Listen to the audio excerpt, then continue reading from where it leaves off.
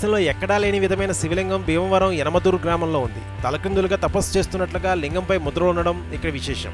ఈ ఆలయానికి ఎన్నో విశేషాలున్నాయి.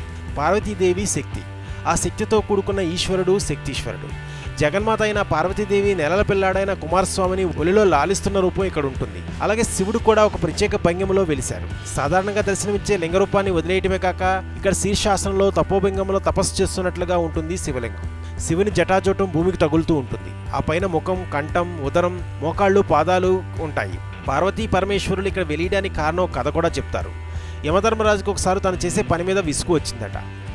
పైగా ప్రజలంతా ఆయన పేరు చెప్తేనే భయపడుతున్నారు. అందుకని శివుడి కోసం ఈ ప్రాంతంలోనే తపస్సు చేశాడట.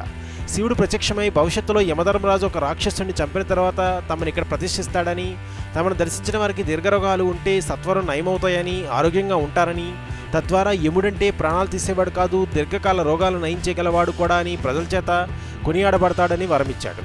పూర్వం ఈ ప్రాంతం పేరు యమునాపురం. ఇక్కడ శంభరుడు అనే రాక్షసుడు ఉండేవాడు. శంభరుడు తపస్సు చేసుకుంటున్న మునులను హింసిస్తూ పలు అకృత్యాలకు పాల్పడేవాడట. ఆ మునులు ఈ ఇబ్బందిని పడలేక యమధర్మరాజు దగ్గరికి వెళ్ళి వాడిని చంపేయమని మొరబెట్టుకున్నారు. యముడు కూడా మునులను రక్షించడానికి ఆ రాక్షసుని చంపడానికి చాలా ప్రయత్నం చేసి అతని చేతిలో చాలాసార్లు ఓడిపోతాడు. అప్పుడు శివుని కోసం తపస్సు చేస్తాడు. శివుడు ఆ సమయంలో యోగనిష్టలో ఉండడంతో ప్రత్యక్షం కాలేదు. పార్వతీదేవి యముని తపస్సుకు మెచ్చి తనలోని శక్తి అంశను యమునికిచ్చి శంభరుణ్ణి వధించేటట్లు చేస్తుంది. తన విజయానికి చిహ్నంగా ఆ ప్రాంతానికి యమపురి అని నామకరణం చేశాడు యమధర్మరాజు. అమ్మవారు తనపై చూపించిన కరుణకు యముడు ఉప్పొంగిపోయి భవిష్యత్తులో ఈ ప్రాంతంలో రాక్షసులు సంచరించడానికి వీలు లేకుండా పార్వతీ పరమేశ్వరులను పుత్ర సమేతంగా అక్కడ వెలియమని కోరాడు. యముని కోరిక మేరకు బాలింతరాలైన పార్వతీదేవి తన 3 నెలల పసిబిడ్డతో యోగనిష్టలో ఉన్న ఈశ్వరుడితో ఇక్కడ సాక్షాత్కరించింది. ఆలయానికి ఎదురుగా శక్తికుండమనే మంచినీటి సరస్సు ఉంది. స్వామివారి అభిషేకానికి, నైవేద్యానికి ఈ నీటినే వినియోగిస్తారు. ఒకసారి చెరువు చుట్టూ ప్రాకారం నిర్మించాలని చెరువును ఎండబెట్టారు. ఆ సమయంలో స్వామివారి నైవేద్యం కోసం వేరే చెరువు నీటిని వాడగా ఆ నైవేద్యం ఉడకలేదట. అప్పుడు పూజారి ఎండగట్టిన చెరువులో గుంట తవ్వగా నీరు వచ్చిందట. ఆ నీటిని పోసి వండగా ప్రసాదం వెంటనే ఉడికిందట. అప్పటి నుంచి స్వామి నైవేద్యానికి వేరే నీరు వాడరు. ఈ శక్తికుండంలోని నీరు మామూలు నీరు కాదు. కాశీలోని గంగానదిలోని ఒక పాయ అంతర్వాహినిగా వచ్చి ఇక్కడ ప్రవహిస్తుందని జియాలజిస్టులు చెప్పారట.